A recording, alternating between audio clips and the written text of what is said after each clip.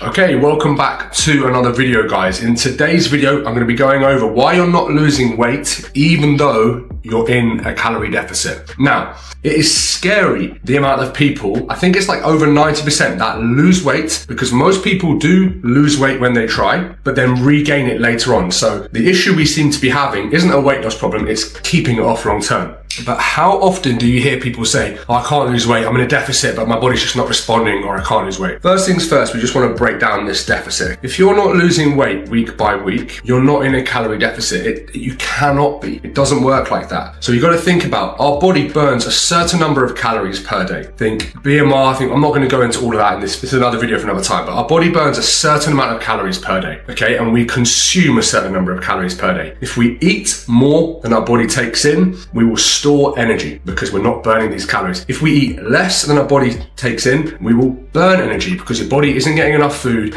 It needs energy from somewhere, so it takes it from fat and also muscle, but onto more of that later. Now, what I want to break down is, if you're not losing weight, something is wrong. You're not in a deficit, okay? And there's so many common mistakes I see, and I'm going to kind of break down a couple of them now. So many people underestimate how many calories they're consuming. We've all done it. I've done it. I can even think of today, the amount of things I've eaten that I haven't tracked, a couple of coffees that I've had, just little bits here and there. So many people will say, oh, I'm not eating anything. But when you actually look at their food, they are consuming a bit more. They're having milky coffee to 100 calories, snacking on this, ketchup on that, mayonnaise in that, olive oil in that. If you really aren't losing any weight, track your food relentlessly and accurately for 3 to 4 days, and you'll be surprised by the numbers. You'll end up seeing that you're eating a little bit more than you think. On the other side as well, the amount of people that overestimate expenditure. We all know people that think they're burning more calories than they are. How many times have you heard someone say to you, oh yeah, I did a HIIT class, burnt 1,000 calories? Or another one I always see,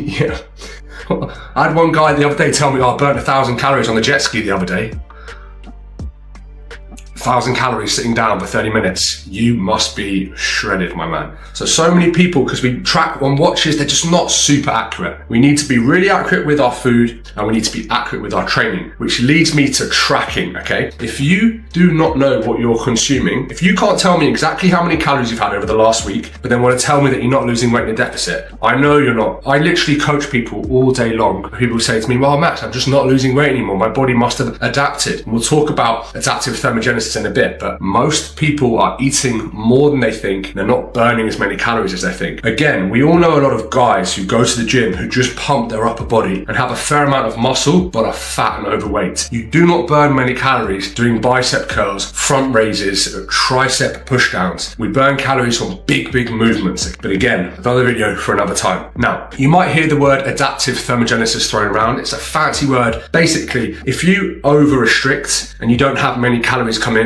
the body finds a way to kind of slow things down, to kind of meet in the middle, because it doesn't want to lose too much weight. You can go one way with it and it can go the other way. So a lot of people would say, oh, my body's stalled, I've hit a plateau, when actually they're just not in the deficit they thought they were in. So that's something to keep in mind. Now, in order to help your fat loss phase run smoothly, I recommend measuring things, making things measurable. With your cardio, okay, if you start a fat loss phase at 20 minutes of cardio on a treadmill and you move it to 30 minutes of cardio, you're going to continue to lose fat. If you start at 2,500 calories and drop to 2,250 calories, you're going to continue to lose fat. But a lot of people will do cardio that isn't measurable, a high rocks class, a CrossFit class. So during a fat loss phase, if you want to make things run as smooth as possible, I recommend tracking. Obviously, your food is one thing, but people don't realize your training and especially your cardio is another thing, and your steps. If you're starting your fat loss phase at 2,500 calories and things start to slow down, you have so many different tools in the toolbox you can use. You can decrease by 250 calories. You can increase your steps from whatever they were, 2,000 more. You can take your cardio from whatever it was to 5 minutes a session more,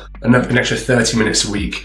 You know, you can take your training sessions from 3 times to 4 times, or you can increase the intensity or increase the weight lifted. But if you don't know any of these things, guys, if you just try and do a walk sometime, you do some cardio, you play a bit of tennis or do a bit of high rocks, and you don't really know what you're doing, you can't make the adjustments needed and you're going to end up running into a roadblock. And this is how people lose motivation and fall off. I know, and all of my clients know, at the start of a fat loss phase, things are going to start quickly. Things will slow down. And then we make those changes, okay? You need to understand, if you're feeling pretty good with your cardio, you're enjoying it, your steps are 10K consistently, but you know what, you're going to bed and you feel pretty full at night, then your adjustment should come from food. I don't want someone to say, I'm killing myself doing 20,000 steps there, and we say, all right, let's go 25,000 steps. You've got to know where to pull from to try and keep fatigue as low as possible, because fat loss is a slow game. It's a marathon, not a sprint. And last but not least, I want to talk about weight training. I've spoken about this before in many videos, but talking at adaptive thermogenesis, things tend to slow down, but we want to try and build as much muscle as possible, male or female, because it's going to keep your metabolism firing. It's going to keep things moving. During a fat loss phase, we need to retain as much muscle as possible, so you have to be resistance training. If the bulk of your training is just cardio and classes, you'll be ripping away at muscle and your metabolism will slow down. And